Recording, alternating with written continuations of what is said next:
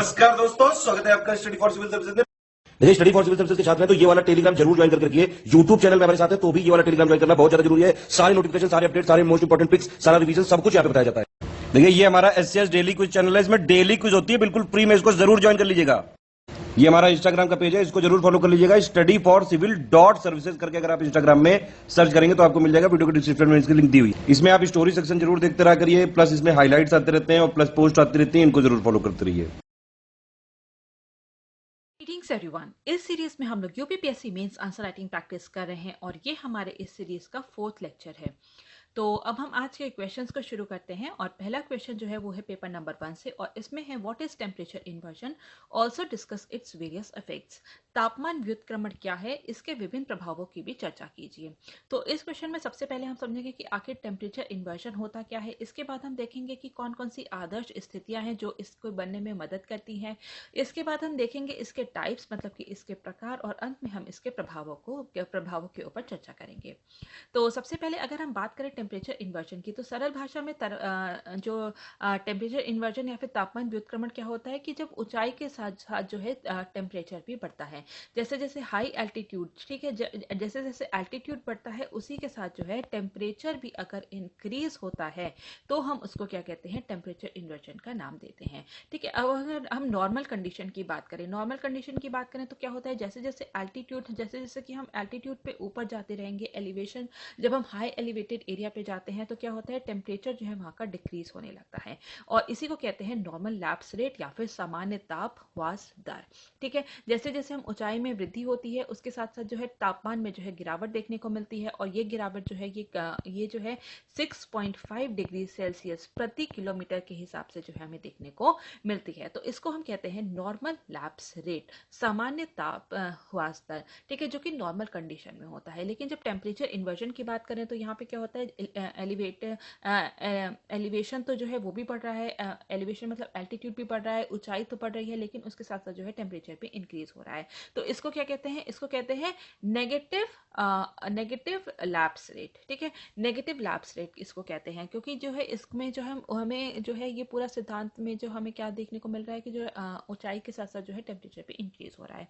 तो यहाँ पे हम देखते हैं कि जो टेम्परेचर इन्वर्जन है ये जो है एक शॉर्ट ड्यूरेशन प्रोसेस है। ठीक है, शॉर्ट ड्यूरेशन प्रोसेस है। अगर हम बात करें कि लोअर लेवल रीजन पे, ठीक है, लोअर लेवल रीजन पे अगर हम बात करें तो यहाँ पे एक शॉर्ट ड्यूरेशन प्रोसेस होता है। लेकिन अगर हम हाई एल्टीट्यूड की बात करें तो वहाँ पे जो है ये जो है काफ़ी टाइम तक जो है हमें टेम्परेचर इन्वर्जन का जो प्रोसेस है वो देखने को मिलता है।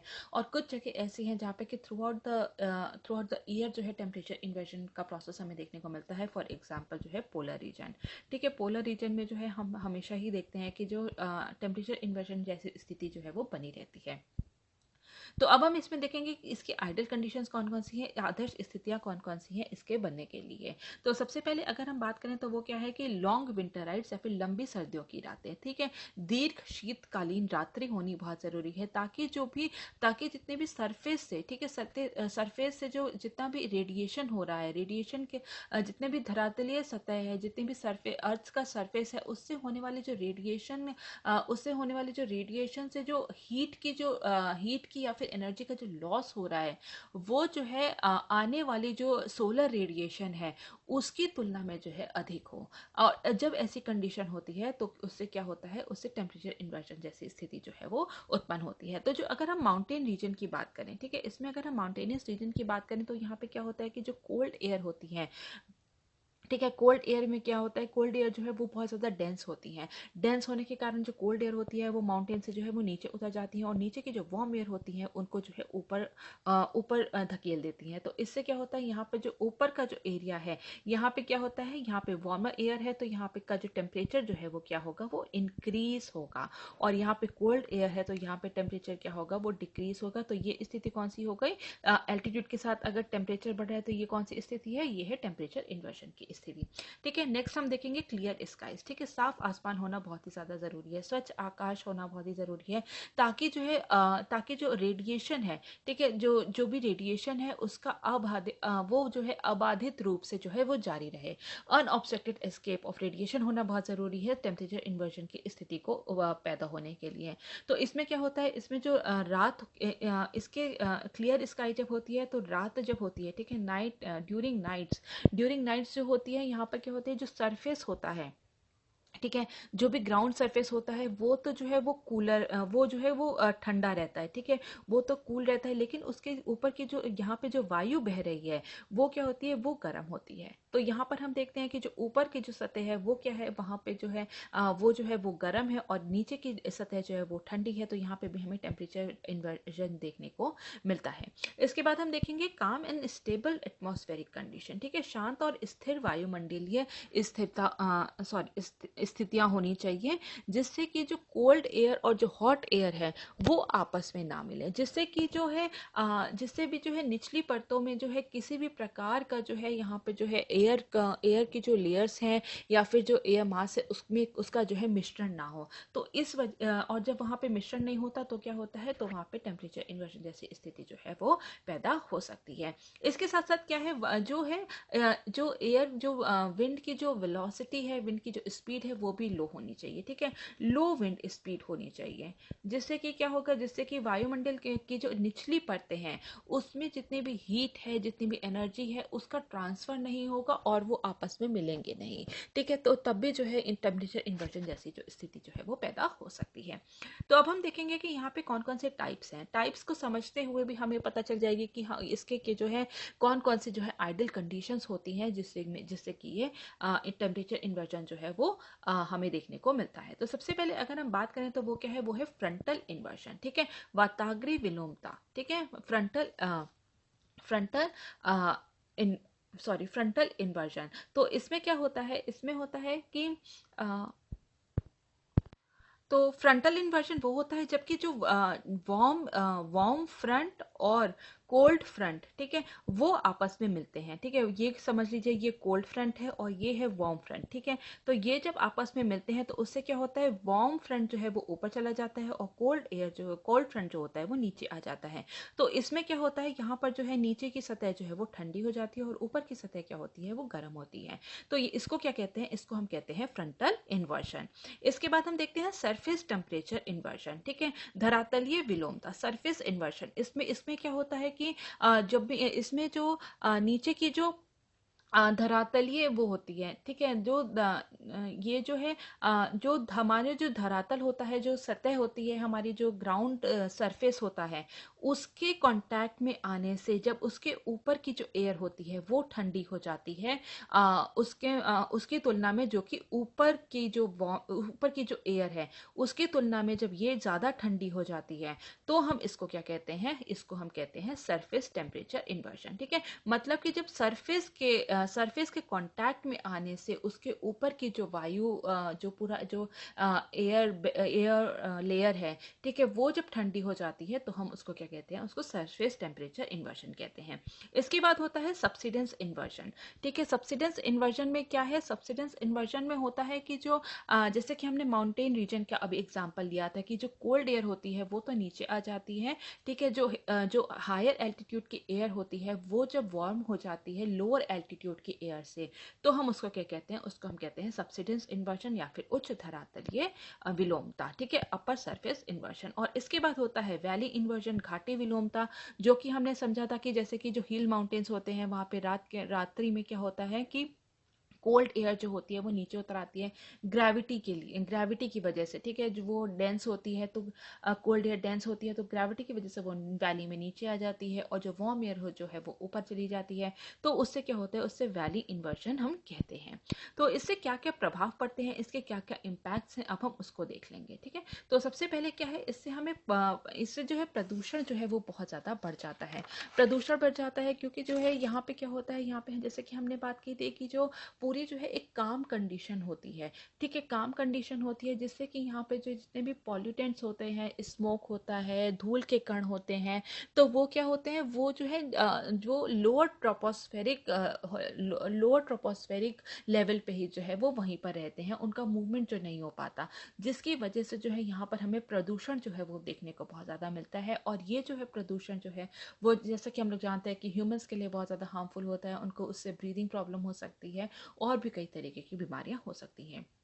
सेकेंड हम देखते हैं स्मॉग एंड लो विजिबिलिटी, ठीक है, कोहरा और कम दृश्यता हमें देखने को मिलता है, क्योंकि जैसा कि हमने देखा कि अगर पॉल्यूटेंट्स बहुत ज़्यादा होंगे तो उससे क्या होगा, स्मॉग जैसी स्थिति उत्पन्न होगी, और उससे क्या होगा, उससे विजिबिलिटी जो है वो भी बहुत ज़्यादा कम हो जाती है। विजिबिलिटी कम होने के कारण जो है इकोनॉमिक लॉस बहुत ही ज़्यादा हमें देखने को मिलता है, ठीक है। इकोनॉमिक लॉस क्या मिलता है, जैसे कि विजिबिलिटी कम होती है तो रोड एक्सीडेंट्स जो होते हैं उसके केसेस बहुत ज़्यादा बढ़ जाते हैं, फ्लाइट्स डिलेड होती हैं, जो ट्रेन्स होती हैं वो डिलेड होती हैं, तो उससे जो है इकोनॉमिक लॉसेस बहुत ही ज़्यादा होते हैं। इसके बाद हम देखेंगे लेस रेनफॉल, ठीक है, कम वर्षा हमें देखने को मिलती है टेम्परेचर इन्वर्जन के कारण, क्योंकि जो है यहाँ पे जैसे कि हमने बात की एक स्टेबल एटमॉस्फेरिक कंडीशन होती है, ठीक है। स्टेबल एटमॉस्फेरिक कंडीशन के कारण जो भी वर्टिकल मूवमेंट होता है एयर का, वो नहीं हो पाता है, जिसकी वजह से जो है वहाँ पे जो है क्लाउड्स जो है वो बहुत ऊपर तक नहीं पहुँच पाते ताकि वो बारिश कर सकें, तो इसकी वजह से जो रेनफॉल होता है वो भी बहुत कम हमें देखने को मिलता है। इसके बाद हम देखेंगे लॉस ऑफ वेजिटेशन, ठीक है, वनस्पति की बहुत ज़्यादा हानि होती है, वनस्पति की हानि होती है, जबकि जैसे कि हमने बात की कि माउंटेन रीजन जो होता है वहाँ पे जो है वैली एरिया जो है वो बहुत ही ज़्यादा ठंडा हो जाता है, तो यहाँ के जो इतनी कभी कभी जो है यहाँ पे टेम्परेचर इतना हो जाता है कि वो बिलो फ्रीजिंग पॉइंट हो जाता है, ठीक है, बिलो फ्रीजिंग पॉइंट हो जाता है, तो उससे क्या होता है, यहाँ के जो वेजिटेशन है उनका बहुत ही ज़्यादा नुकसान हो जाता है। इसके बाद फिफ्थ हम देखेंगे डैमेज ऑफ क्रॉप्स, फसलों का बहुत ज़्यादा नुकसान होता है। अक्सर विंटर्स में देखा गया है कि जो विंटर्स की जो फसल होती है, जैसे कि आलू है, गेहूं है, बारले है, मस्टर्ड है, ठीक है, ये सब जो है ये बहुत ज़्यादा डैमेज हो जाती हैं, प्रेसिपिटेशन होता नहीं है, जो लोअर ट्रोपोस्फेरिक लेवल की जो एटमॉस्फेरिक कंडीशन है उसकी वजह से जो है यहाँ पे ये जो क्रॉप्स हैं उसको बहुत ही ज़्यादा नुकसान हो जाता है। और ये देखा गया है कि जो शुगर केन होता है, शुगर केन में अक्सर जो है रेड रॉट डिसीज जो है वो पाया जाता है, इसकी वजह से, जिसके कारण जो उसका शुगर कंटेंट जो है वो लो हो जाता है, ठीक है, शुगर कंटेंट जो है वो लो हो जाता है, तो अल्टीमेटली हम देख रहे हैं कि इससे इकोनॉमिक लॉस जो है वो बहुत ही ज़्यादा होता है। इसके बाद हम सिक्स देखेंगे चेंज इन हैबिटेशन पैटर्न, बस्ती के पैटर्न में बदलाव होता है, क्यों, क्योंकि जो है यहाँ पे लोग जो है वो बहुत ज़्यादा ठंडी से बचने के लिए वैली रीजन से बच के जो है ऊपर अपर स्लोप्स में जो है वहाँ पे जो है जाके बस जाते हैं। फॉर एग्जांपल जैसे कि कॉफ़ी प्लांटेशन जो है ब्राज़ील में होता है, या फिर जो है जो यहाँ पे जो एप्पल ग्रोअर्स हैं हिमालयन रीजन में, ठीक है, एप्पल ग्रोअर्स जो है वो हिमालय रीजन में है, वो जो है लोअर रीजन को जो है वो अवॉइड करते हैं इसी कारण से, ताकि जो है उनकी फसल जो है वो खराब ना हो, ठीक है। तो हमने इसके जो है इफेक्ट्स को भी देख लिया, हमने ये भी समझ लिया कि टेम्परेचर इन्वर्जन क्या होता है, आइडियल कंडीशन कौन सी होती है और ये कितने प्रकार के होते हैं, ठीक है। तो अब हम नेक्स्ट क्वेश्चन को यहाँ पर डिस्कस करेंगे। हमारा अगला क्वेश्चन पेपर नंबर 2 से है और क्वेश्चन है why Afghanistan is important to India, how India can secure its interest after Taliban take over of Afghanistan.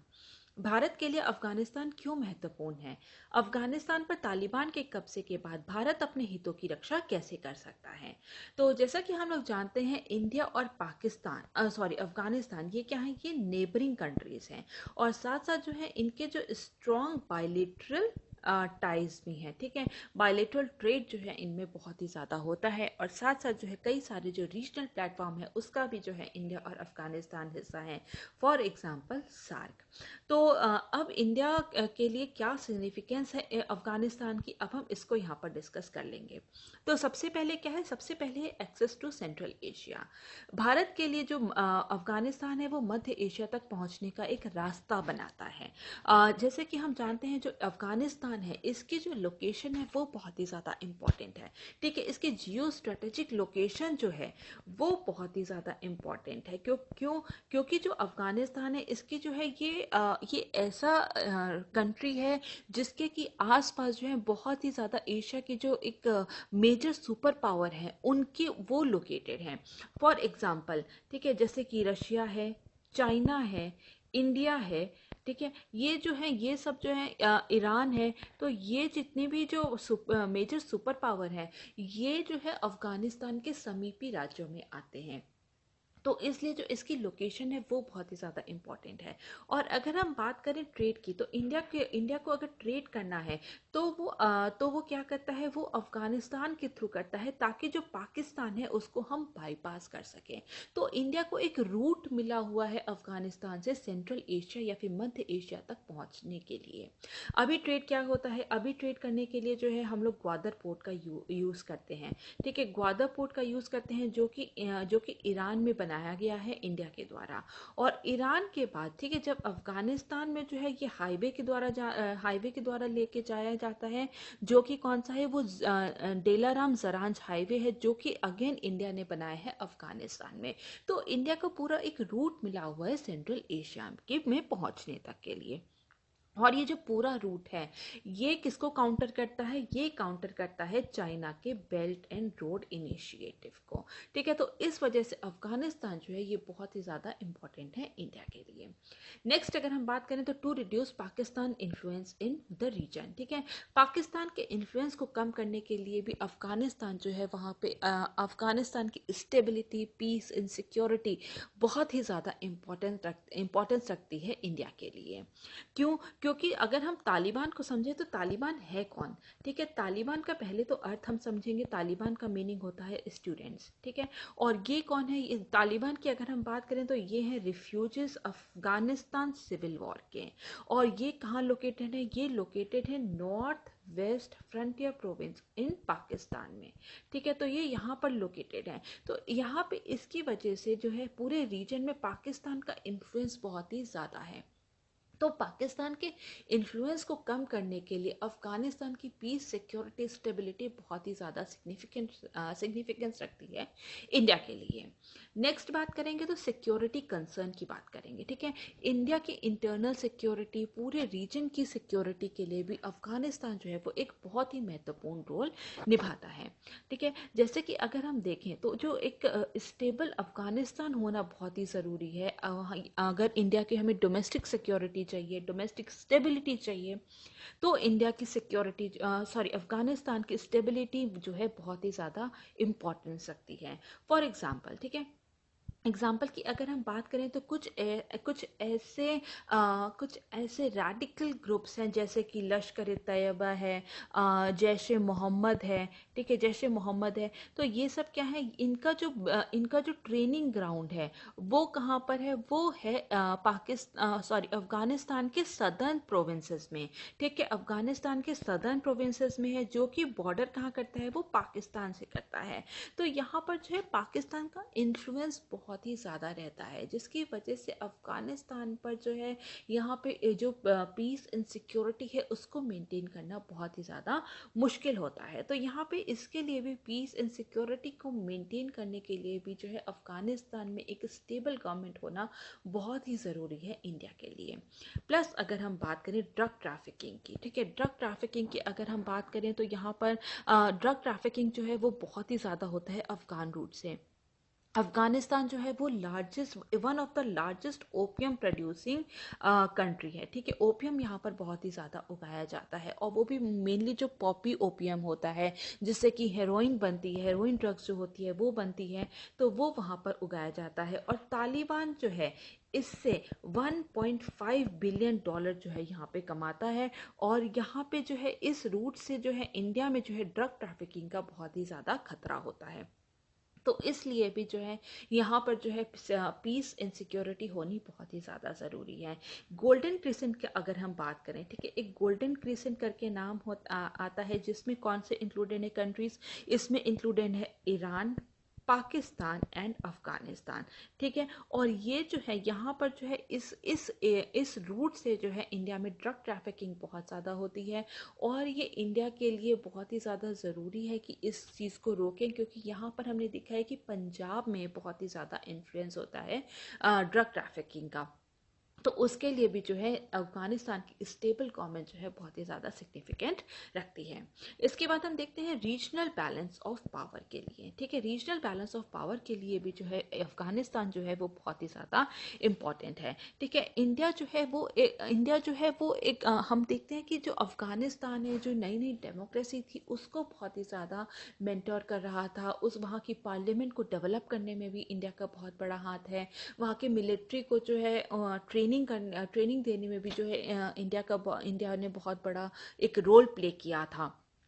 तो यहाँ पर जो है इसकी जो अपनी जो बैलेंस ऑफ पावर को बनाए रखने के लिए भी जो अफगानिस्तान है वो बहुत ही ज़्यादा इम्पॉर्टेंट है। और यहाँ पर देखते हैं कि हम किस तरीके से इंडिया जो है वहाँ की नई जो डेमोक्रेसी जो इस्टेब्लिश हुई थी अफगानिस्तान में, उसको किस तरीके से मेंटोर किया था। तो एक रिस्पॉन्सिबल गवर्नमेंट की तरीके से भी हम जो है इंडिया को यहाँ पर देख सकते हैं। और जो इंडिया है वो अफगानिस्तान को देखता है कि किस तरीके से वो जो है अपने आप को एक रीजनल लीडर के रूप में जो है उसको स्टैब्लिश किया है अफगानिस्तान को मेंटोर करके। ठीक है, तो यहाँ पे रीजनल बैलेंस ऑफ पावर के लिए भी बहुत ही ज़्यादा ज़रूरी है अफगानिस्तान हमारे लिए। इसके बाद हम देखते हैं इकोनॉमिक इंटरेस्ट। हमारा जो है आर्थिक हित भी बहुत ज़्यादा है, क्योंकि बायलेटरल ट्रेड, जैसे कि हमने बात की कि स्ट्रॉन्ग बायलेटरल टाइज है इंडिया और अफगानिस्तान के बीच में। तो बायलेटरल ट्रेड जो है इंडिया और अफगानिस्तान का देखें तो करीब 900 मिलियन डॉलर है। और जो है यहाँ का जो इंडिया से जो एक्सपोर्ट होता है वो कितना होता है, वो करीब 900 मिलियन डॉलर्स का होता है। तो इकोनॉमिक इंटरेस्ट भी हमारा बहुत ज़्यादा है। नेक्स्ट देखते हैं to get a better view of Islamabad. ठीक है, इस्लामाबाद का बेहतर दृश्य प्राप्त करने के लिए भी जो है अफगानिस्तान पर हमें जो है अफगानिस्तान के साथ एक फ्रेंडली रिलेशन बनाना जो है वो बहुत ही ज़्यादा इम्पॉर्टेंट है। Next is energy interest. हमारे एनर्जी इंटरेस्ट के लिए, ऊर्जा हित के लिए भी जो है अफगानिस्तान बहुत ही ज़्यादा इम्पॉर्टेंट है। तापी पाइपलाइन फॉर एग्जाम्पल, ठीक है, तुर्कमेनिस्तान, अफगानिस्तान, पाकिस्तान और इंडिया, ठीक है, जो कि एनर्जी रिच जो कंट्रीज हैं सेंट्रल और साउथ एशिया की, सेंट्रल एशिया की, उसको साउथ एशिया से कनेक्ट करता है। ठीक है, तो एनर्जी रिच कंट्रीज से जो है ये जो पाइपलाइन आ रही है इसके लिए भी जो है इंडिया के लिए बहुत ही ज़्यादा इम्पोर्टेंट है अफगानिस्तान। नेक्स्ट हम देखते हैं नेचुरल रिसोर्सेज। ठीक है, नेचुरल रिसोर्सेज, अफगानिस्तान में नेचुरल रिसोर्सेज जो है वो भी बहुत ही ज़्यादा है। प्राकृतिक संसाधन जो है वो बहुत ज़्यादा है। और जो है यूएस जियोलॉजिकल सर्वे के हिसाब से जो है अफगानिस्तान में करीब $1 ट्रिलियन के जो है प्राकृतिक संसाधन जो है वो वहाँ पे उपलब्ध है। तो यहाँ पर जो है बहुत सारे, जैसे कि क्रोमियम है, आयरन ओर है, नेचुरल गैस है, पेट्रोलियम है, लिथियम है, इनका बहुत ज़्यादा भंडार है। तो इसके लिए इन सब के चलते जो है अफगानिस्तान जो है इंडिया के लिए बहुत ही ज़्यादा सिग्निफिकेंस रखता है। तो यहाँ पे कुछ कंसर्न्स भी हैं इंडिया के। जब तालिबान ने टेक ओवर किया तो उसके बाद जो है इंडिया के बहुत ज़्यादा कंसर्न्स भी हैं। फॉर एग्जांपल, इंडिया ने बहुत ज़्यादा इन्वेस्टमेंट किया हुआ है अफगानिस्तान में। ठीक है, पिछले 20 सालों में, पिछले 20 ईयर्स में इंडिया ने बहुत ज़्यादा इन्वेस्टमेंट किया है अफगानिस्तान में। उसके साथ बहुत ज़्यादा फ्रेंडली रिलेशनशिप बनाए हैं, जिससे कि पाकिस्तान की और चाइना की जो बढ़ती हुई जो प्रेजेंस है उसको किसी तरीके से कम किया जा सके। ठीक है, तो यहाँ पर जो है ये, जैसे कि फॉर एग्जांपल जरांश डेलाराम हाईवे है जो कि अफगानिस्तान में बनाया गया है। इंडिया अफगानिस्तान फ्रेंडशिप डैम है जिसको कि नाम दिया गया है सलमा डैम का। अफगानिस्तान की जो पार्लियामेंट है बिल्डिंग है उसको बनाया गया है। इंडिया जो है बहुत सारे जो है मिड डे मील में भी बहुत ज़्यादा मदद करता है, मिड डे मील स्कीम में भी बहुत ज़्यादा मदद करता है, एजुकेशन सेक्टर में बहुत ज़्यादा मदद की है अफगानिस्तान की। तो यहाँ पर जो है अगर तालिबान ने वहाँ पे कंट्रोल कर लिया है अफगानिस्तान पे, तो इंडिया का जो ह्यूज इन्वेस्टमेंट है पिछले 20 सालों में, पिछले कई सालों में, तो कहीं ना कहीं उसका जो है होल्ड जो है वो बहुत ज़्यादा कम हो जाएगा। तो ये बहुत ही ज़्यादा चिंता वाली बात है इंडिया के लिए। नेक्स्ट अगर हम देखते हैं तो ट्रेड रूट, ठीक है। ट्रेड रूट क्या होता है, अभी जो है यहाँ पर जो है अभी जो है ट्रेड कहाँ से हो रहा है, वो जो ग्वादा पोर्ट थे जैसे कि हमने बात की, लेकिन अब तालिबान के पकड़ वहाँ पे होने के बाद अब क्या होगा, अब इंडिया को यूज़ करना होगा कराची एंड ग्वादा पोर्ट, ठीक है। कराची से होते हुए ग्वादा पोर्ट से होते हुए ग्वादा पोर्ट जो कि कहाँ पर है, वो है सॉरी वो जो है वो पाकिस्तान में ही है, ठीक है। तो इंडिया को वो यूज़ करना पड़ेगा। तो इसकी वजह से भी जो इंडिया के लिए जो है ये बहुत ही ज़्यादा कंसर्न वाली बात है, क्योंकि उसको पाकिस्तान से जो है कहीं ना कहीं अब हाथ मिलाना पड़ेगा। और ये जो है यहाँ पे जो कनेक्टिविटी जो है यहाँ पे पूरे रीजन में, ये बहुत ही ज़्यादा जो है इंडिया के लिए चिंता वाली बात है, ठीक है। और जो है यहाँ पर जो है इंडिया जो यूएसए और चाइना है, उन्होंने पहले ही जो है इस पूरी चीज़ को भांप लिया था, और यहाँ पर ठीक है अपनी जो कनेक्टिविटी है उसको सेंट्रल एशिया से जो कनेक्टिविटी है उसको पाकिस्तान के रास्ते से जो है वो इस्टेब्लिश करना शुरू कर दिया था। जैसे कि जो है एक न्यू रूट बनाया गया था, न्यूली अनाउंस्ड रूट है जो कि है यूएस का। उसमें कौन कौन से हैं, उज़्बेकिस्तान से होते हुए उज़्बेकिस्तान, अफगानिस्तान, पाकिस्तान, ठीक है। तो यहाँ पर जो है इस रूट को जो है इन्होंने एस्टैब्लिश करने की बात कही थी। और जो चाइना का जो ऑलरेडी प्लान है वो किसका है, चाइना पाकिस्तान इकोनॉमिक कॉरिडोर का, ताकि जो है अफगानिस्तान को वो लोग जो है अफगानिस्तान में अगर कोई भी इंस्टेबिलिटी देखी जाती है तो ये लोग जो है ये ऑल्टरनेट रूट का यूज़ कर सकें। तो यहाँ पे जो है इंडिया के लिए ट्रेड रूट के लिए भी बहुत ही ज़्यादा चिंता वाली बात है। इसके बाद हम देखेंगे जम्मू एंड कश्मीर इशू, ठीक है। जम्मू एंड कश्मीर इशू, क्योंकि जो तालिबान है, अगर उसने जम्मू एंड कश्मीर पे ठीक है अगर कुछ भी अगर इंडिया के अगेंस्ट बोला तो इंडिया का जो है जो हैंड होगा वो बहुत ही कमज़ोर हो जाएगा, ठीक है। तो इसके लिए जो है यहाँ पे भी जो है इंडिया के लिए बहुत ही चिंतापूर्ण बात है। तो यहाँ पर हम देखते हैं कि इंडिया के जो अपने इंटरेस्ट जो है उसको सिक्योर कैसे कर सकता है, अब भारत अपने हितों की रक्षा कैसे कर सकता है यहाँ पर अफगानिस्तान में। तो इसके लिए जो है यहाँ पे इसके पास कई सारे ऑल्टरनेटिव जो हैं वो उपलब्ध हैं। तो यहाँ पर बाकी तो आगे आने वाला समय बताएगा, लेकिन जो ऑल्टरनेटिव्स हैं हम एक बार उसको यहाँ पर डिस्कस कर लेंगे। तो सबसे पहले इंडिया क्या कर सकता है, इंडिया एक तालिबान सरकार के साथ अनौपचारिक संबंध स्थापित कर सकता है, establish informal link with Taliban government, ठीक है। जैसे कि हमने देखा था जो इंडिया और तालिबान के जो बीच में बात भी हुई थी दोहा में, ठीक है, दोहा में बात हुई थी, वो भी तालिबान के इनिशिएटिव पे। तो ऐसी टॉक्स को जो है और फर्दर जो है नेक्स्ट लेवल पे लेके जाना चाहिए, ताकि जो इंडिया के जो एसेट्स हैं अफगानिस्तान में जितना भी इन्वेस्टमेंट किया है वो खतरे में ना पड़े। तो यहाँ पर ज़रूरी है कि इंडिया जो है तालिबान के साथ जो है एक इनफॉर्मल लिंक को जो है स्थापित करे। नेक्स्ट अगर हम देखें तो वो क्या है, नेक्स्ट है engaging with Afghan legitimate government, ठीक है। इसके साथ साथ ज़रूरी है कि जो इंडिया जो है अफगानिस्तान की जो लेजिटिमेट गवर्नमेंट है उसके साथ भी जो है अपने जो है वहाँ पे भी सब सहभागिता जो है वो बनाए रखे। अफगान की वैध सरकार के साथ जो है सहभागिता बनानी बहुत ज़रूरी है, क्योंकि जो तालिबान के साथ रिलेशनशिप जो है इस्टेब्लिश करने के बाद भी कोई श्योरिटी नहीं है कि जो है इंडिया वहाँ पर जो है अपनी प्रेजेंस को कायम कर सकता है, अपने जो इंटरेस्ट है उसको सिक्योर कर सकता है। इंडिया को एक वाइडर अप्रोच जो है वो अपनानी होगी, और उसके लिए ज़रूरी है कि जो है वहाँ की जो फॉर्मल गवर्नमेंट है उनके साथ भी जो है अपना जो है अपने जो है अपने जो उसके साथ भी जो है एंगेजमेंट बनाए रखें, उसके साथ भी जो है सहभागिता जो है वो बनाए रखें। और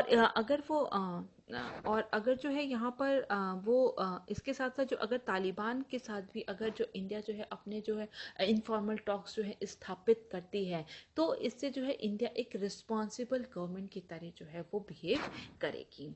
नेक्स्ट अगर हम बात करें तो सपोर्ट अफगान मिलिट्री, अफगान सेना का समर्थन करना चाहिए, ठीक है। जैसे कि उनको जो है वहाँ पे मिलिट्री सप्लाईज देनी चाहिए, जैसे कि एमिनेशन है, एयर पावर है, फाइनेंशियल असिस्टेंस है, इंटेलिजेंस एंड लॉजिस्टिकल सपोर्ट है, वो भी देनी बहुत ही ज़्यादा ज़रूरी है वहाँ की अफगानिस्तान की मिलिट्री को, ताकि जल्द से जल्द जो है पूरे एरिया में सिक्योरिटी एंड पीस को जो है कायम किया जा सके।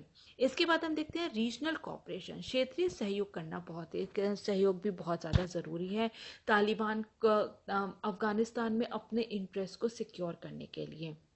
पहले जब तालिबान ने जो है यहाँ पर जब अफ़गानिस्तान में आया था, ठीक है, 1996 से लेके 2001 तक, ठीक है, जब उसका वहाँ पे रिजीम था तालिबान का, तो क्या हुआ था, तो वहाँ पे इंटरनेशनली जो है तालिबान को पूरी तरीके से आइसोलेट कर दिया गया था और 3 ही केवल ऐसी कंट्रीज थी जिसने कि तालिबान को जो है आइडेंटिफाई किया था।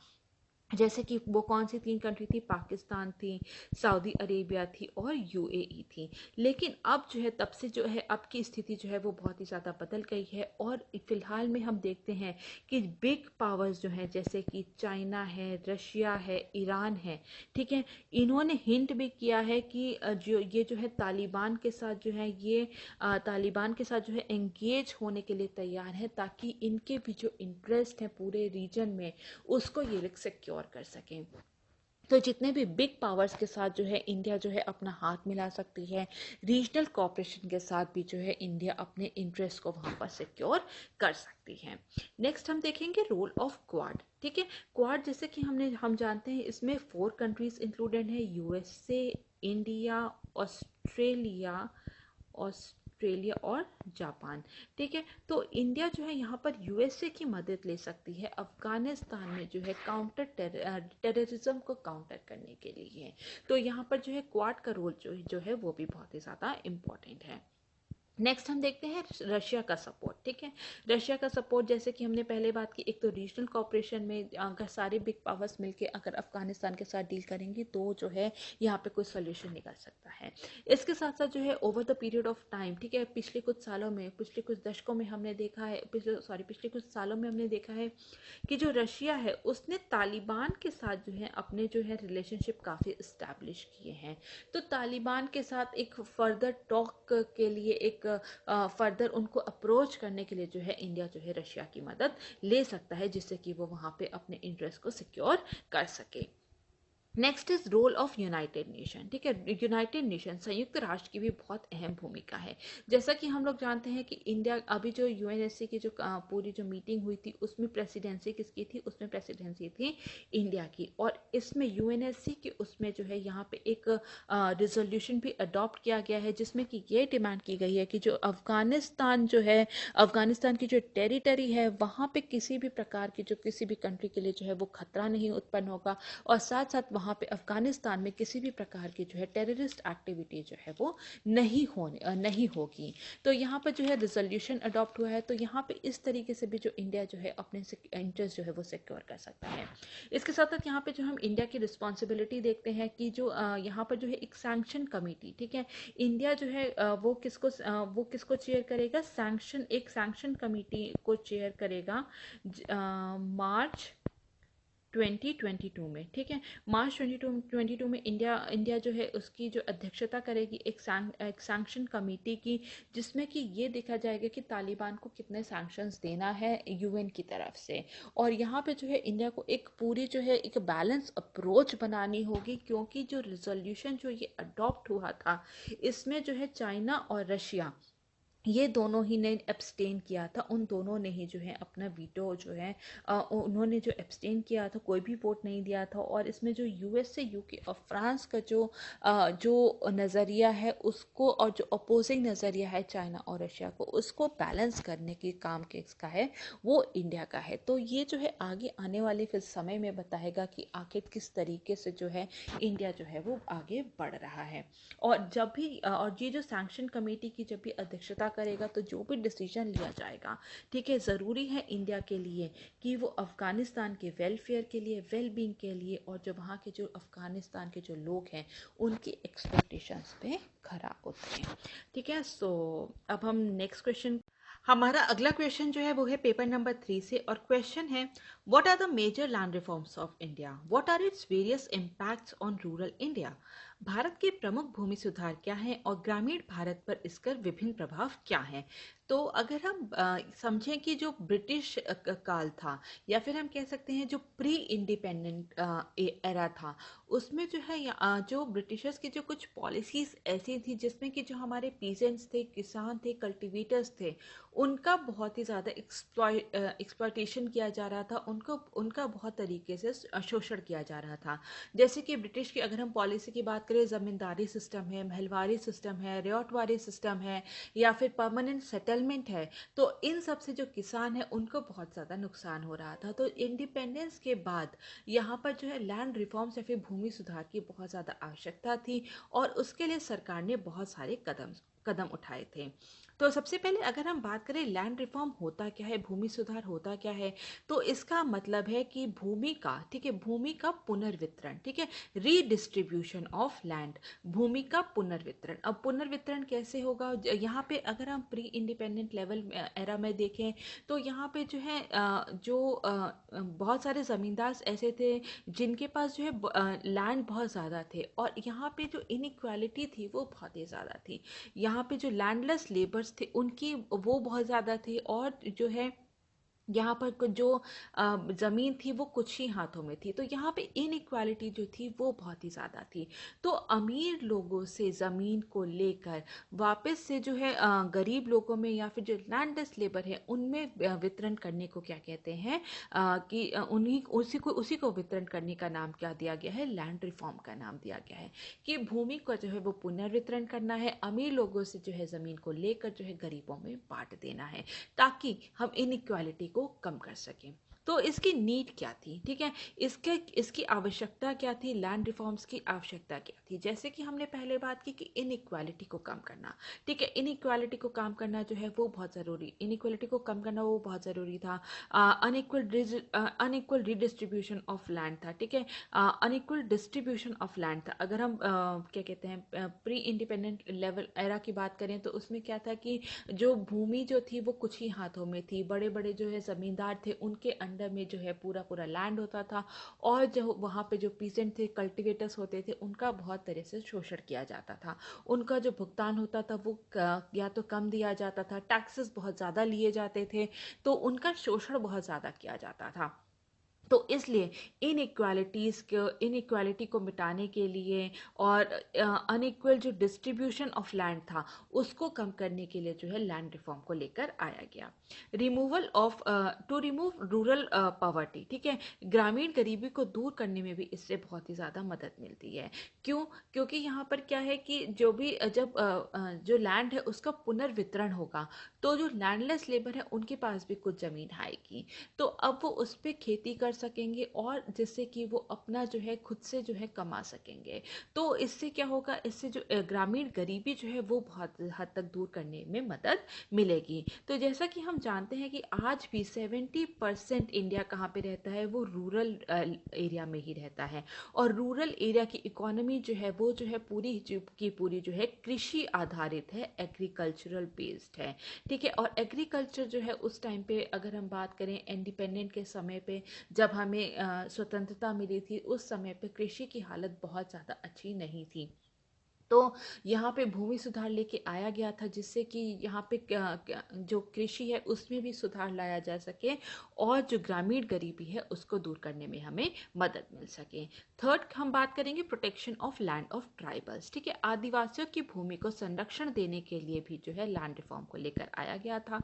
इसके बाद हम देखेंगे to increase productivity in agriculture, कृषि में उत्पादकता बढ़ाने के लिए भी, क्योंकि अभी तक क्या होते थे, बड़े ज़मींदारों के पास जो लैंड होता था वहाँ पे जो किसान जो काम करते थे उनके पास बहुत ज़्यादा मोटिवेशन नहीं होता था काम करने के लिए, क्योंकि उनको भुगतान जो है वो बहुत ज़्यादा कम मिलता था। तो अब अगर हम उनको भी अगर उनके पास भी लैंड होगा, ज़मीन होगा जिस पे वो खुद से खेती कर सकेंगे, तो उनके पास मोटिवेशन होगा वहाँ पे जो है काम करने का, प्रोडक्टिविटी बढ़ाने के लिए। तो प्रोडक्टिविटी को इंक्रीज करने के लिए भी लैंड रिफॉर्म की बहुत ज़्यादा ज़रूरत थी, क्योंकि उस टाइम पे कृषि की हालत बहुत अच्छी नहीं थी। इसके बाद हम देखते हैं to create demand of consumer goods, उपभोक्ता वस्तुओं की मांग पैदा करने के लिए भी जो है कृषि सुधार लैंड रिफॉर्म्स को, भूमि सुधार को लेकर के आया गया था, जिससे कि जो अगर जो है ग्रामीण एरिया की जो अगर गरीबी मिटेगी, अगर वहाँ के कृषक जो है उनके पास पैसा आने लगेगा तो जाहिर सी बात है वो चीज़ों की डिमांड भी करेंगे। तो कंज्यूमर गुड्स की डिमांड को बढ़ाने के लिए भी भूमि सुधार लेकर आना बहुत ही ज़्यादा ज़रूरी था। तो क्या क्या भूमि सुधार लेकर आए गए थे, major land reforms in India कौन कौन से थे, अब हम उसको डिस्कस करेंगे। तो सबसे पहले क्या है, सबसे पहले है एबॉलिशन ऑफ इंटरमीडियरीज, ठीक है, बिचौलियों का उन्मूलन। तो इसमें क्या है कि यहाँ पे जो जितने भी इंटरमीडियरीज थे कल्टीवेटर्स के बीच में और जो स्टेट है उसके बीच में, उसको कम करने की कोशिश की गई थी इसके ज़रिए। और यहाँ पे जो है अगर हम देखें तो सबसे जो ज़्यादा जो सफल लैंड रिफॉर्म कौन सा था, वो यही था एबॉलिशन ऑफ इंटरमीडियरीज, बिचौलियों का उन्मूलन ही जो है सबसे जो है यहाँ पे जो है सबसे हम उसमें सबसे ज़्यादा सक्सेसफुल हुए थे। यहाँ पे इसमें मेन एम क्या था कि जो ज़मींदार की जो राइट्स है किसी लैंड पर, ठीक है, ज़मींदार की जो राइट्स है किसी लैंड पर, उसको ख़त्म करने की इसमें बात की गई थी। और उनका जो पॉलिटिकल और इकोनॉमिक पावर थी, जो उनकी राजनीतिक और जो आर्थिक जो उनकी जो शक्ति थी, उसको कम करने के लिए भी जो ज़रूरी था कि जो इंटरमीडियरीज हैं या फिर ज़मींदार जो हैं उनका जो है उनको ख़त्म किया जाए, उनका उन्मूलन किया जाए, जिससे कि हम जो कल्टीवेटर्स हैं, जो किसान हैं, उनकी पोजीशन को और बेहतर बना सकते हैं। तो यहाँ पे अगर हम देखें तो जो है कुमारप्पा कमेटी जो कि कब सेटअप की गई थी, 1942 में सेटअप की गई थी। उन्होंने ये रिकमेंडेशन दी थी कि जो इंटरमीडियरीज हैं उनको ख़त्म करना बहुत ज़्यादा ज़रूरी है, ताकि कल्टीवेटर्स की पोजीशन को, उनकी इनकम को बढ़ाने के लिए, ठीक है, इंटरमीडियरीज को ख़त्म करना बहुत ही ज़्यादा ज़रूरी है। नेक्स्ट हम देखते हैं टेनेंसी रिफॉर्म्स, ठीक है, किराएदारी सुधार। इसके अंदर जो है इसके अंदर पहले क्या था, इसके अंदर टेनेंसी रिफॉर्म्स में अगर हम देखें तो अगर ब्रिटिश काल में देखें तो रेंट रेट जो था वो बहुत ही ज़्यादा जो है हाई था। करीब 35% से लेके 75% तक जो है रेंट वसूला जाता था। जितना भी वो उनका प्रोड्यूस हो रहा है, जितना भी उनका जो क्रॉप उग रहा है, तो उसकी जो है 35 से 75% जो है उसको जो है वो रेंट में ही चला जाता था। लेकिन यहाँ पर जो है यहाँ पे कैपिंग की गई रेंट पर, और इसको जो है 20 to 25% पर जो है कैप कर दिया गया कि इससे ज़्यादा जो है रेंट कहीं पर नहीं हो सकता है। तो यहाँ पे बहुत तरह के सुधार किए गए थे। टेनेंसी रिफॉर्म्स में अगर हम बात करें, ठीक है, तो इसके जो चार मेन जो इसमें फैक्टर्स हैं, वो क्या है, रेंट को रेगुलेट किया गया था, ठीक है, रेंट को रेगुलेट किया गया था इसके अंतर्गत। इसके साथ साथ जो है रेंट कितना पे किया जाएगा, रेंट पेमेंट पे भी एक कैप लगाई गई थी जो कि 20 से लेके 25% थी। इसके साथ साथ जितने भी जिनको भी किराए पर दिया जाता था भूमि को, उनका जो टेन्योर थी उसमें भी एक सिक्योरिटी दी गई, ठीक है, कि आपको 5 साल या 10 साल के लिए जो है इसमें जो है आपको खेती करने की अनुमति दी जाती है। तो उनको एक टाइम पीरियड के लिए जो है वो खेत दिया जाता था।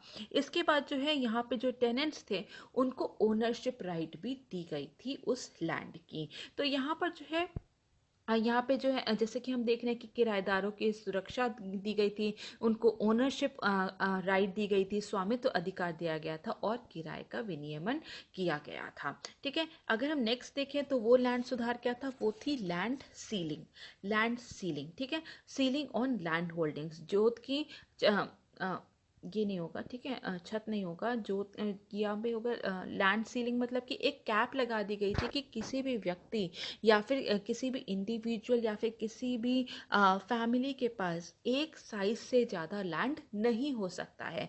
तो इसीलिए इसको क्या कहा गया कि एक लिमिट लगा दी गई थी लैंड होल्डिंग्स पे, तो उसी को लैंड सीलिंग या फिर सीलिंग ऑन लैंड होल्डिंग्स का नाम दिया गया था। तो 1942 में जो कुमारप्पा कमेटी थी उन्होंने भी यही बात की की थी कि जो लैंड होल्डिंग्स जो हैं उसके साइज पे जो है एक लिमिट लगानी बहुत ही ज़्यादा ज़रूरी है, ताकि जो है कई लोगों में जो है भूमि को हम बांट सके और इनइक्वालिटी को जो है कम कर सके। इसके बाद 1961-62 में, ठीक है, 1961-62 में ये तो हो गया। 1942 में कुमारप्पा कमेटी जी थी, ये तो थी प्री इंडिपेंडेंट एरा की, ठीक है। लेकिन 1961-62 में कई सारे स्टेट्स जो थे उन्होंने जो है सीलिंग लगाई थी लैंड होल्डिंग्स पे। लेकिन हर जितने भी स्टेट थे उनके जो अलग अलग जो है यहाँ पे उन्होंने कैपिंग की थी कि किसी कहीं पे था कि 5 हेक्टेयर से ज़्यादा नहीं हो सकता, कहीं पे था 7 हेक्टेयर से ज़्यादा नहीं हो सकता। तो इसमें एक यूनिफॉर्मिटी लाने के लिए एक 1971 में एक बिल लाया गया था, जिसमें कि उन्होंने जो है यूनिफॉर्म सीलिंग पॉलिसी को अपनाया था, और उसमें बोला गया था कि पूरे जितने भी ऑल ओवर इंडिया है यहाँ पे जो है इतने से ज़्यादा ज़मीन जो है किसी इंडिविजुअल के पास नहीं हो सकती है। तो इसका मेन मकसद क्या था? अगर हम लैंड सीलिंग का बात करें तो लैंड सीलिंग का मेन मकसद था कि जितना भी अगर इसके बाद जो है सरप्लस लैंड जितना भी हो, सरप्लस लैंड जो होता था लैंड सीलिंग के बाद सरप्लस लैंड जो होता था वो स्मॉल फार्मर्स में जो है वो बांट दिया जाता था। स्मॉल फार्मर्स में, या फिर जो लैंडलेस लेबर्स थे, लैंडलेस फार्मर्स थे, लैंडलेस लेबर्स थे, उनके बीच में बांट दिया जाता था, या फिर जो है विलेज पंचायत को दे दिया जाता था, और विलेज पंचायत को दे दिया जाता था, या फिर कोऑपरेटिव फार्मिंग सोसाइटी को दे दिया जाता था, और फिर उस खेत पे जो है वहाँ पर जो है उस ज़मीन पे जो है खेती की जाती थी। नेक्स्ट हम बात करेंगे, फोर्थ है लैंड कंसोलिडेशन, ठीक है, भूमि चकबंदी। इसमें क्या किया जाता था कि यहाँ पे जो है अगर किसी एक व्यक्ति के पास जो है फ्रेगमेंटेड पीस में लैंड है, ठीक है, एक लैंड जो है वो यहाँ पर है, फिर यहाँ पे जो है किसी और के लैंड है, फिर उसका एक लैंड यहाँ पर है, तो इसको जो है फ्रेगमेंटेड पीस को कंसोलिडेट कर देना, ठीक है, आपस में जोड़ देना, इसको क्या कहते हैं? इसको कहते हैं लैंड कंसोलिडेशन, ठीक है। तो इसमें क्या था, इस लैंड कंसोलिडेशन के अंतर्गत जितने भी फ्रेगमेंटेड लैंड्स थे उसको किसी एक व्यक्ति को जो है वहाँ पे एक ही जगह पे लैंड दे दिया जाता था, या तो उससे खरीद लिया जाता था और उसको वहाँ दूसरी जगह लैंड दे दिया जाता था, या फिर एक्सचेंज कर दिया जाता था उसका लैंड, ताकि जो है उसकी भूमि जो है वो पूरी एक ही जगह पे रहे, जिससे कि वो वहाँ पर जो है उसकी देखभाल अच्छे से कर सकें, वहाँ पे खेती अच्छे से कर सके। अगर इरिगेशन अगर उसे कोई इरिगेशन लैंड को इरिगेट करने में भी जो है उसको मदद मिलेगी, क्योंकि उसे कई जगह जो है वो पंप सेट नहीं लगाने पड़ेंगे, वो एक ही जगह पंप सेट लगा के जो है अपने पूरे खेत को जो है इरिगेट कर सकता है, वहाँ पे पानी दे सकता है। तो ये जो अगर हम सीलिंग और लैंड होल्डिंग की बात करें तो इसके भी जो है यहाँ पे बहुत सारे जो हैं नेगेटिव इम्पैक्ट हमने देखे थे। क्योंकि यहाँ पर क्या होता था कि जो कई लोग होते थे, वो क्या करते थे कि वो जो है कई सारे अपने फैमिली मेम्बर्स के भी नाम पर जो है जो लैंड होता था उसको जो है उनके नाम कर देते थे, बेनामी ट्रांसफ़र कर देते थे, उनके जो नौकर होते थे उनके नाम पे जो है लैंड दे देते थे। तो यहाँ पर जो है इनके बहुत सारे जो है लूप होल्स भी थे, जिसके कारण जो पूरे जो लैंड रिफॉर्म्स थे वो बहुत हद तक जो है कारगर साबित नहीं हुए थे। इसके बाद हम बात करेंगे फिफ्थ के भूदान एंड ग्रामदान मूवमेंट की, ठीक है। भूदान एंड ग्रामदान मूवमेंट जो है किसके द्वारा चलाया गया था? जैसा कि हम लोग जानते हैं विनोबा भावे के द्वारा, ठीक है। विनोबा भावे के द्वारा जो है ये भूदान मूवमेंट जो है चलाया गया था 1951 में। उन्होंने देखा था कि जो है लैंडलेस हरिजन्स थे तेलंगाना में, उनकी जो वो लोग बहुत ही ज़्यादा जो है जीवन जो है वो बहुत ही उनके जो लाइफ कंडीशन थी वो बहुत ही ज़्यादा पुअर थी। तो उनके लिए जो है विनोबा भावे ने आगे आके काम किया, और उन्होंने लोगों से जो है जो कि रिच लोग थे, जिनके पास बहुत ज़्यादा ज़मीन थी, उन्होंने वहाँ पे उनसे अपील की कि वो जो है कुछ जो लैंड उनका हिस्सा जो है वो वहाँ पे दान में दे, ताकि जितने भी लैंडलेस लेबर्स हैं या फिर लैंडलेस कल्टीवेटर्स हैं उनको दे सकें, और उनकी जो पूरी स्थिति है उसमें हम सुधार कर सकते हैं। और इसी के बाद जो है इसी और यही भूदान मूवमेंट से ही ग्रामदान मूवमेंट का भी रास्ता निकला था, और 1952 में ग्रामदान मूवमेंट का जो है स्टार्ट किया गया, जिसमें कि जो पूरी जो भूमि थी वो किसी एक विलेज एसोसिएशन को दे दी जाती थी, और फिर विलेज एसोसिएशन द्वारा जो है वो पूरा लैंड जो है कल्टीवेट किया जाता था, या फिर जो है उसको जो है लैंडलेस लेबर में बांट दिया जाता था। तो यहाँ पे तो भूदान और ग्रामदान मूवमेंट जो है ये भी एक मेजर लैंड रिफॉर्म के रूप में जाना जाता है। नेक्स्ट अगर हम बात करेंगे तो रीडिस्ट्रीब्यूशन ऑफ सरप्लस लैंड, ठीक है। तो अधिशेष भूमि का पुनर्वितरण, ठीक है। यहाँ पे हमने लैंड होल्डिंग पे सीलिंग लगा दी, लैंड कंसोलिडेट भी कर दिया, भूदान मूवमेंट से भी हमारे पास बहुत सारा सरप्लस लैंड आ गया। अब इसके बाद क्या, इसके बाद जितने भी लैंड्स जो हमारे पास जो भी दान में दिया गया है, या फिर जो सीलिंग के बाद जो सरकार ने अधिकृत कर लिया है, उसको जो है लैंडलेस में बांटना को जो क्या कहते हैं, रीडिस्ट्रीब्यूशन ऑफ सरप्लस लैंड, ठीक है। अधिशेष भूमि का पुनर्वितरण किया गया था। इसके बाद है डिजिटाइजेशन ऑफ लैंड रिकॉर्ड्स, भूमि अभिलेखों का डिजिटलीकरण करना भी किया गया, जिससे कि क्या हो गया, जिससे कि जो वहाँ पे जो है लैंड रिकॉर्ड्स जो है उसको कोई भी एक्सेस कर सकता है, कोई भी देख सकता है, जिससे कि वहाँ पे पारदर्शिता बढ़ाई जा सकती है, ट्रांसपेरेंसी बढ़ाई जा सकती है, जिससे कि जितने भी लैंड डिस्प्यूट्स होते हैं उसको कम किया जा सकता है। और अंत में अगर हम देखें तो लैंड एक्विजिशन बिल 2013 में लाया गया था, भूमि अधिग्रहण विधेयक जो है 2013 में लाया गया था, और जिसको कि नाम क्या दिया गया था, जिसको नाम दिया गया था LAAR, मतलब कि land acquisition rehabilitation and resettlement act 2013, ठीक है। तो इसके अंतर्गत क्या किया गया था, इसके अंतर्गत भी जो है लोगों की जो भूमि अधिकृत की जाती है, उसमें उनके जो इंटरेस्ट है उसको सिक्योर करने के लिए जो है ये पूरा जो land acquisition rehabilitation and resettlement act जो है वो लेकर के आया गया था, जिसमें कि बहुत सारे जो है इसके कंपोनेंट्स हैं। जैसे कि अगर कोई भी जो है रूरल एरिया में अगर कोई भी लैंड को अधिकृत किया जाता है तो वहाँ पे 4 गुना जो है उसकी कीमत दी जाएगी, और अगर अर्बन एरियाज़ में कोई भी लैंड एक्विजिशन हो रहा है तो उसकी दुगनी कीमत जो है उनको दी जाएगी। तो और अगर जो है कई सालों तक जो है अधिकृत लैंड जो होता है अगर उसका यूज़ नहीं किया जाता तो उसको जो है उसके जो ओरिजिनल ओनर्स है उनको वापस कर दिया जाएगा। तो यहाँ पे जो है जितने भी लैंड ओनर्स हैं उनके इंटरेस्ट को सिक्योर करने के लिए जो है लैंड एक्विजिशन बिल 2013 जो है उसको लेकर के आया गया था। तो इसके बाद हम देखेंगे कि यहाँ पर जो है क्या क्या जो है किस तरीके से यहाँ पर जो है ग्रामीण भारत पर इसके क्या विभिन्न प्रभाव पड़े हैं। अब हम इसको देखेंगे, ठीक है। ग्रामीण भारत पर इसके क्या विभिन्न प्रभाव पड़े हैं, अब हम इसको देखेंगे। तो यहाँ पर सबसे पहले हम देखते हैं कि पहला क्या है, increase in productivity and farmers income, उत्पादकता और किसानों की आय में वृद्धि यहाँ पर देखने को मिली है भूमि सुधार के बाद से। तो ज़मींदारी सिस्टम को ख़त्म करने के बाद जो लैंड होता था वो किसके पास होता था, वो टिलर्स के पास होता था। टिलर्स के पास होता था तो उनके पास जो है उनको जो है वहाँ पे लैंड जो है उसको उसमें काम करने में जो है मोटिवेशन मिलता था, और वो ज़्यादा अपना इनपुट देते थे, ठीक है, इनपुट्स ज़्यादा देते थे। तो जिससे क्या होती थी वहाँ पे जो है प्रोडक्टिविटी जो है वो बहुत ज़्यादा इंक्रीज़ होती थी, और प्रोडक्टिविटी इंक्रीज़ होगी तो जाहिर सी बात है जो फार्मर्स की इनकम जो है वो भी इंक्रीज़ होगी। तो यहाँ पर हम देखते हैं कि जो प्रोडक्टिविटी थी वो बहुत ही ज़्यादा इंक्रीज़ हुई है, और फार्मर्स की इनकम में भी हमें बढ़ोतरी देखने को मिली है। नेक्स्ट अगर हम बात करें तो promote rental market for agriculture and, कृषि भूमि के लिए किराए के बाजार में भी हमें बढ़ावा देखने को मिला है। थर्ड बात करेंगे reduces inequality in distribution of land, भूमि के वितरण में असमानता को कम करता है, ठीक है। जब लैंड सीलिंग हुई और उसके बाद रीडिस्ट्रीब्यूशन ऑफ लैंड हुआ, ठीक है, लैंड का जो पुनर्वितरण हुआ, उससे हमने क्या देखा, उससे हमने देखा कि जो भूमि में जो असमानता, भूमि के वितरण में जो असमानता है उसको कम करने में बहुत ही ज़्यादा हमें मदद मिली है, और जिससे कि जो यहाँ पर जो किसानों को जो इनकम गारंटी भी इंश्योर की गई है इससे। फोर्थ अगर हम बात करेंगे smaller lands have better productivity and efficiency, ऐसे कई सर्वे और डेटा में पाया गया है कि जो लैंड होता है, ठीक है, लैंड एंड प्रोडक्टिविटी, ठीक है, इनका जो है एक इन्वर्स रिलेशनशिप है।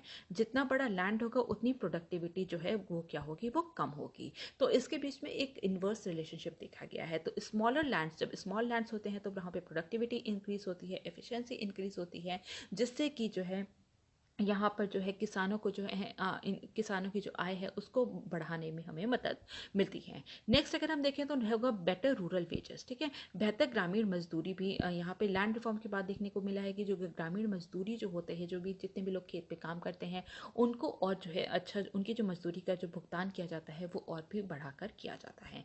सिक्स अगर हम देखेंगे तो फूड सिक्योरिटी, खाद्य सुरक्षा में भी इसने बहुत ज़्यादा मदद की है, क्योंकि पहले क्या होते थे, जैसे कि हमने बात की, जो लार्ज लैंड्स होते थे उनकी उनमें प्रोडक्टिविटी कम होती थी और ऐसा बहुत सारा हिस्सा होता था जो कि अनकल्टिवेटेड रहता था, ठीक है, साल भर जो है वो अनकल्टिवेटेड रहता था। पर यही जो लैंड जो अनकल्टिवेटेड लैंड है, जब किसी लैंडर्स को दे दिया जाएगा तो वो उस पर खेती करेगा, जिससे कि वहाँ पे प्रोडक्टिविटी होगी, वहाँ पे वो जो है वो क्रॉप उगाएगा, जिससे कि जो है खाद्य सुरक्षा में भी हमें मदद मिलती है। इसके बाद है रेगुलेशन ऑफ रेंट्स, किराए का विनियमन, ठीक है, यहाँ पे जो है सिक्योरिटी, टेनेंट्स को जो है उनको सिक्योरिटी दी गई थी कि कि उनके जो किराया था, रेंट था, उस पर कैप लगा दिया गया, उनको जो है एक सीमित समय के लिए जो है वहाँ पे उनको जो है एक सिक्योरिटी, टेन्योर की भी सिक्योरिटी दी गई थी, जिसमें कि उनको कोई भी वहाँ से उस लैंड से जो है वहाँ से एविक्ट नहीं कर सकता है, निकाल नहीं सकता है। इसके बाद हम देखते हैं access to credit and mechanisation of farm, ऋण तक पहुंच और खेतों का मशीनीकरण। क्यों? क्योंकि अब जब उनके पास अपने खुद के खेत थे तो वहाँ पे उनको जो है क्रेडिट लेने में बहुत ही ज़्यादा आसानी होती है किसानों को, और उस जब उनके पास पैसा होता है तो वो जो है नई मशीनरी जो है उसको भी लेकर जो है अपने फार्म में, अपनी फार्मिंग में, अपनी खेती में यूज़ कर सकते हैं। तो हम यहाँ पे देखते हैं कि क्रेडिट मिलने में भी उससे आसानी होती है और मैकेनाइजेशन ऑफ फार्म्स भी हमें देखने को मिलता है, जिससे कि प्रोडक्टिविटी और इंक्रीज होती है और फार्मर्स इनकम में जो है वो बढ़ोतरी होती है, जिससे कि ओवरऑल अगर हम देखें तो पावर्टी जो है, रूरल पावर्टी जो है उसको कम करने में हमें मदद मिलती है। इसके बाद हम देखेंगे help in removing rural poverty by abolishing intermediaries, ठीक है, अभी तक इंटरमीडियरीज क्या होते थे, वो जो है वो बीच में बहुत ज़्यादा हिस्सा जो है वो ले लेते थे। तो अब इंटरमीडियरीज को ख़त्म करने के बाद जमींदारी को जो है, जमींदार को जो है उनका जो वो उनको ख़त्म करने के बाद जो है जितने भी कल्टिवेटर्स होते हैं, जितने भी फार्मर्स हैं, उनके पास जो है उनके पास अब ज़्यादा पैसा रहता है, टैक्स उनको कम देने पड़ते हैं, जिससे कि जो है उनकी पॉवर्टी में उनकी गरीबी में भी कमी देखने को हमें मिली है। सोशल इक्विटी, सामाजिक समानता हमें देखने को मिली है, क्योंकि अब जो है जो कि जितने भी अभी पहले जो लैंडलेस लेबर्स थे या फिर लैंडलेस किसान थे, उनके पास भी अब लैंड है। तो हम देखते हैं कि जो सोशल इक्विटी यहाँ पर देखने को मिली है और एक इक्वालिटेरियन, समतावादी समाज हमें देखने को मिलता है, क्योंकि यहाँ पर जो है यहाँ पर जो है किसानों की आय में बढ़ोतरी हो रही है, उनके पास अब ज़मीन है। हालांकि मतलब कि ये जो लैंड रिफॉर्म्स है ये बहुत ज़्यादा कारगर साबित नहीं हुए हैं, क्योंकि इसमें बहुत सारे लूप होल्स भी हैं और ऐसा कई जगह अगर हम डेटा की बात करें, कुछ डेटा की बात करें, तो यहाँ पर हम देखते हैं कि जो अगर कंसोलिडेशन ऑफ लैंड होल्डिंग में केवल 1/3 एरिया ही जो है वो केवल कंसोलिडेट हुआ है। इसके साथ हम देखते हैं 1992 तक, ठीक है, 1992 तक जो है केवल जो है 2 मिलियन हेक्टेयर लैंड ही केवल जो है सरप्लस के तौर पे जो है यहाँ पे डिक्लेयर किया गया था, और जो है उसको 4.76 मिलियन पीजेंट्स में जो है वो बांटा गया था। तो हम देखते हैं कि जो लैंड होल्डिंग्स है वो आज भी बहुत ज़्यादा स्मॉल है, इतनी स्मॉल है कि वहाँ पे जो है प्रोडक्टिविटी को बढ़ाया ही नहीं जा सकता है, क्योंकि एक एक ऑप्टिमम लेवल ऑफ लैंड होना चाहिए जहाँ पे कि हायर प्रोडक्टिविटी होती है। और अगर हम 2016 की अगर हम डेटा की बात करें, ठीक है, तो यहाँ पे जो है 84% आज भी किसान ऐसे हैं जो कि जिनके पास जो है मार्जिनल लैंड होल्डिंग्स हैं, मतलब कि 2 हेक्टेयर से भी कम लैंड होल्डिंग उनके पास हैं। तो यहाँ पर हम देखते हैं कि जो लैंड रिफॉर्म्स है वो उसमें बहुत ज़्यादा हमें रूरल इकोनॉमी में जो है हमें बदलाव देखने को मिला है, लेकिन बहुत हद तक जो है ये कारगर साबित नहीं हुए हैं। आज भी कृषि जो हमारे जो किसान हैं उनकी हालत जो है वो बहुत ज़्यादा अच्छी नहीं है। तो यहाँ पे हमें जो है बहुत ज़्यादा अभी भी सुधार करने की ज़रूरत है, जो डिजिटाइजेशन ऑफ लैंड रिकॉर्ड्स है उसको करने की ज़रूरत है, ताकि हम लैंड डिस्प्यूट्स को जो है वो कम कर सकें। अगर हम एक और डेटा देखें तो 1970 सॉरी 1970 1970-71 में, ठीक है, एवरेज लैंड होल्डिंग कितनी थी? वो थी 2.28 हेक्टेयर। लेकिन अगर हम 2015-16 की बात करें तो ये कितनी हो गई है? ये घट के 1.08 हेक्टेयर ही रह गई है। तो हम देखते हैं कि यहाँ पर जो लैंड जो है उसका जो एरिया है वो बहुत ही छोटा होता जा रहा है। तो यहाँ पर जो है बहुत सारे सुधार अभी भी करने की ज़रूरत है। लेकिन इस बात से नकारा नहीं जा सकता है कि जो पूरे जो लैंड रिफॉर्म्स है इससे जो है इक्विटी को प्रमोट किया गया है, इससे पॉवर्टी को, गरीबी को, ठीक है, इक्विटी इससे जो है प्रमोट हुई है, पॉवर्टी जो है इससे डिक्रीज हुई है। इसके साथ साथ हम देखते हैं कि न्यूट्रिशन लेवल जो है किसानों में जो है उसको बढ़ाया गया है। और यहाँ पर जो है सोशल इनजस्टिस को भी जो है कम करने में जो है वो हमें मदद मिली है। ठीक है, तो इसके बाद हम नेक्स्ट क्वेश्चन को देखेंगे और नेक्स्ट क्वेश्चन है पेपर नंबर 4 से और क्वेश्चन है what is meant by the term constitutional morality, how does one uphold constitutional morality. संवैधानिक नैतिकता शब्द का क्या अर्थ है? संवैधानिक नैतिकता को कोई कैसे बनाए रखता है? ठीक है, तो अब हम इस क्वेश्चन को यहाँ पर पूरा देख लेंगे। नेक्स्ट क्वेश्चन है पेपर नंबर 4 से और क्वेश्चन है what is meant by the term constitutional morality, how does one uphold constitutional morality. संवैधानिक नैतिकता शब्द का क्या अर्थ है? संवैधानिक नैतिकता को कोई कैसे बनाए रखता है? तो यहाँ पर हम सबसे पहले समझेंगे कि आखिर कॉन्स्टिट्यूशनल मोरालिटी होती क्या है और उसके बाद हम देखेंगे कि इसको किस तरीके से बनाए रखा जा सकता है। ठीक है, तो सबसे पहले अगर आप बात करें तो हमारे संविधान में बहुत सारे वैल्यूज और प्रिंसिपल्स दिए गए हैं। तो उन्हीं को जब हम बनाए रखते हैं, उन मूल्यों का, सिद्धांतों का जब हम पालन करते हैं तो उसको कहते हैं कॉन्स्टिट्यूशनल मोरालिटी। ठीक है, जैसे कि हम मोरालिटी अगर हम मोरालिटी समझे तो उसमें क्या होता है कि जितने भी जो नैतिक सिद्धांत है उनका पालन करना। लेकिन उसी तरीके से अगर हम कॉन्स्टिट्यूशनल मोरालिटी की बात करें तो कॉन्स्टिट्यूशन मतलब कि संवैधानिक जब हम अपने देश के संविधान में जितने भी वैल्यूज दी गई हैं, प्रिंसिपल्स दिए गए हैं, सिद्धांत दिए गए हैं, जब हम उनका पालन करते हैं तो उसको क्या कहते हैं? कॉन्स्टिट्यूशनल मोरालिटी कहते हैं। तो जैसे कई सारे वैल्यूज अगर हम बात करें जो हमारे इंडियन कॉन्स्टिट्यूशन में है, जैसे कि है फ्रीडम ऑफ स्पीच है, रूल ऑफ लॉ है। ठीक है, तो हमें इन सब का पालन करना होगा। अगर हम इन सब का पालन करते हैं तो उसको क्या कहा जाएगा? उसको कॉन्स्टिट्यूशनल मोरालिटी कहा जाएगा। तो अब तो जो ग्रोथ थे, ठीक है, ग्रोथ थे, उन्होंने क्या बोला? उन्होंने बोला था कि देश के संविधान के विभिन्न पहलुओं के प्रति आज्ञाकारिता को ही क्या कहते हैं? संवैधानिक नैतिकता कहते हैं। और ग्रोथ ने जो है कोई नागरिकों और जो हमारे प्रशासनिक अधिकारी हैं उन दोनों के लिए ही, ठीक है, उन सभी के लिए कुछ दायित्वों को, ठीक है, उनके कुछ ऑब्लिगेशंस को यहाँ पर सूचीबद्ध किया था। फॉर एग्जाम्पल अगर हम सिटीजन्स की बात करें, ठीक है, सिटीजन्स की बात करें तो सिटीजन्स को दिया गया है फ्रीडम ऑफ एक्सप्रेशन। ठीक है, फ्रीडम ऑफ एक्सप्रेशन, उनको राइट दी गई है फ्रीडम ऑफ एक्सप्रेशन की। तो जितने भी नागरिक हैं उनका ये कर्तव्य बनता है कि अगर कोई भी प्रशासनिक अधिकारी अपनी कॉन्स्टिट्यूशनल ड्यूटी को पूरा करते हुए, निभाते हुए, अगर वो किसी भी करप्ट प्रैक्टिसेस में पाया जाता है तो उसके खिलाफ आवाज़ उठानी है। ठीक है, अगर इस तरीके से अगर कोई भी सिटीजन आवाज़ उठाता है तो वो कॉन्स्टिट्यूशनल मोरालिटी को जो है वो बरकरार रखता है। ठीक है, तो और इसी की तरह अगर हम देखें तो यहाँ पे जैसे कि बात की गई है कि जितने भी जो अथॉरिटी है या फिर प्रशासनिक अधिकारी हैं वो भी उनको भी जो है उनके भी कुछ ऑब्लिगेशंस है, उनकी भी कोई ड्यूटीज़ हैं। जैसे कि जब भी वो अपने जो काम करते हैं, जो भी उनका जो काम है, जो भी दिया गया है, उनको दायित्व दिया गया है, तो उसको कॉन्स्टिट्यूशन में ध्यान रख के ही वो जो अपने काम जो है वो पूरा करेंगे। तो कॉन्स्टिट्यूशन के जितने भी लॉ हैं उसके अगेंस्ट नहीं जाएंगे। तो यहाँ पे सुप्रीमेसी ऑफ द कॉन्स्टिट्यूशन, ठीक है, सुप्रीमेसी ऑफ द कॉन्स्टिट्यूशन जो है ये बहुत ही इंपॉर्टेंस रखता है। और इसी के साथ अगर जितने भी जितने भी राजनेता होते हैं, ठीक है, जो अगर कंटेस्ट कर रहे हैं कोई लोग या फिर जितने भी मेंबर ऑफ पार्लियामेंट है, तो उनसे भी ये अपेक्षा की जाती है कि जितने भी जो संविधान के जो मूल्य हैं उनका वो पालन करें। तो यहाँ पर अगर हम डॉक्टर भीमराव अंबेडकर की बात करें तो उन्होंने क्या कहा है कॉन्स्टिट्यूशनल मोरालिटी के लिए?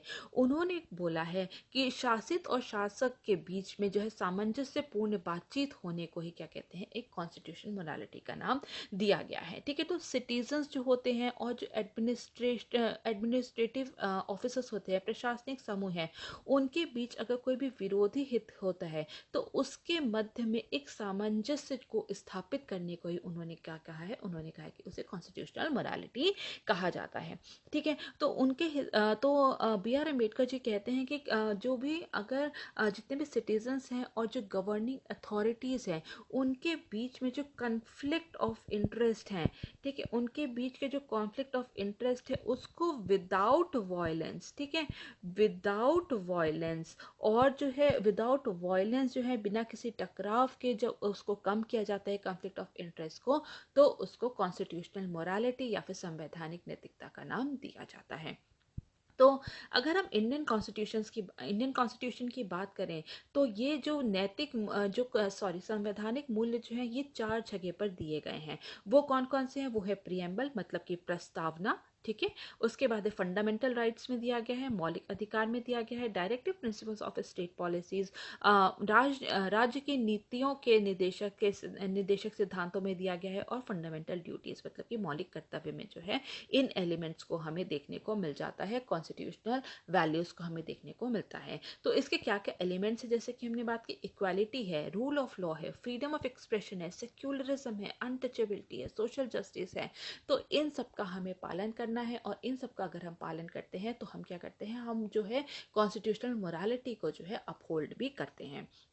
अच्छा, इसके एग्जाम्पल हैं, ठीक है, सुप्रीम कोर्ट के बहुत सारे जो हैं ऐसे कई सारे जो हैं उन्होंने बहुत सारे वर्डिक्ट्स दिए हैं जिसमें कि जो है कॉन्स्टिट्यूशनल मोरालिटी को जो है हमें देखने को मिलता है। फॉर एग्जांपल हम देखते हैं सबरीमाला केस, ठीक है, सबरीमाला केस में जो सुप्रीम कोर्ट है उन्होंने जो है हर एज की वुमेन को जो है वहाँ पे जो सबरीमाला जो मंदिर है वहाँ पर जो है एंट्री दी थी। तो उन्होंने जो है कई सारे जो है इसमें कॉन्स्टिट्यूशनल प्रिंसिपल्स को जो है ध्यान में रखा था, जैसे कि रिलीजियस फ्रीडम है, जेंडर इक्वालिटी है, तो आर्टिकल 14, 21 और 25 को मद्देनजर रखते हुए उन्होंने जो है सबरीमाला केस पर वर्डिक्ट दिया था सुप्रीम कोर्ट ने।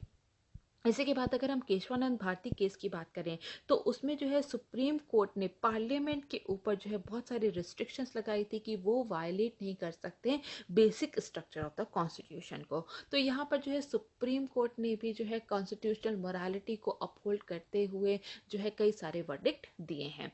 तो इसके क्या क्या सिग्निफिकेंस है कॉन्स्टिट्यूशनल मोरालिटी के, अब हम उसको समझेंगे। ठीक है, ये ज़रूरी है कि कानून के शासन का प्रवर्तन या फिर enforcement of rule of law को हमारे देश में बनाए रखने के लिए जो है कॉन्स्टिट्यूशनल मोरालिटी जो है वो बहुत ही ज़्यादा इंपॉर्टेंस रखती है। To protect the trust of the citizen in democracy, लोकतंत्र में नागरिकों के विश्वास की रक्षा करने के लिए भी बहुत ज़रूरी है, क्योंकि जब प्रशासनिक अधिकारी जो है अपना काम जो है कॉन्स्टिट्यूशन के दायरे में रह के करते हैं, कॉन्स्टिट्यूशनल प्रिंसिपल के दायरे में रह के करते हैं, तो यहाँ पर जो इतने भी सिटीजन्स होते हैं उनका जो है एक विश्वास बनता है, और जो है कॉन्स्टिट्यूशनल मोरालिटी को अपहोल्ड करना केवल जो है प्रशासनिक अधिकारी या फिर सरकार का काम नहीं है, ये काम जो है ये सिटीजन और गवर्नमेंट दोनों को मिलकर ही करना पड़ेगा। तो जब सिटीजन्स का ट्रस्ट बिल्ड होता है तभी वो जो है वो सरकार के साथ कोऑर्डिनेट करते हैं, कोऑपरेट करते हैं, और जिससे कि हम कॉन्स्टिट्यूशनल मोरालिटी को अपहोल्ड कर सकते हैं।